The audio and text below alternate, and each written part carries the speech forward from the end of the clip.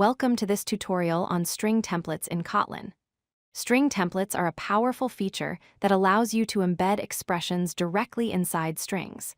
Today, you'll learn how to use the $ and $sign with curly braces for string interpolation and formatting. This will make your code much cleaner and easier to read. String templates provide a way to embed variables and expressions directly inside strings without having to break the string apart or use concatenation. They offer several benefits. First, they make your code cleaner by eliminating the need for plus signs everywhere. Second, they make strings more readable because you can see the complete message structure at a glance. Third, you avoid messy concatenation with multiple plus operators. And finally, they allow inline formatting, meaning you can format and display values right where you need them in the string. The simplest way to use string templates is with the $ symbol. Just place a $ before any variable name inside a string. Here's an example. First, we declare a variable called name with the value Kotlin. Then we create a message variable that contains the string hello, $name! When we print the message, Kotlin automatically replaces $name with the actual value, so the output is hello, Kotlin! It's that simple. For more complex scenarios, use $ followed by curly braces. This allows you to embed entire expressions, not just simple variable names. In this example, we have a price of 99 and a quantity of 3. Inside the string, we write $ opening curly brace price times quantity, closing curly brace.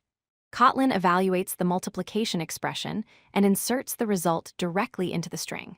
So the output becomes total $297. The curly braces tell Kotlin to evaluate whatever is inside them first. You can also use the curly brace syntax to access properties and call methods on objects. Here we have a variable called name with the value Kotlin in lowercase. In the first string, we use $ opening curly brace name dot uppercase opening parenthesis, closing curly brace to call the uppercase method. In the second string, we access the length property with $ opening curly brace name dot length, closing curly brace. The output shows language Kotlin and length 6. This demonstrates how you can perform operations and access properties directly within your strings.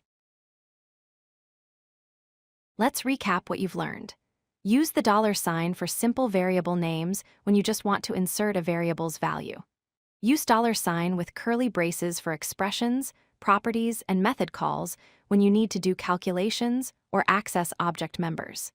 String templates make your code cleaner and more readable by keeping everything in one place. And you no longer need manual string concatenation with plus operators everywhere.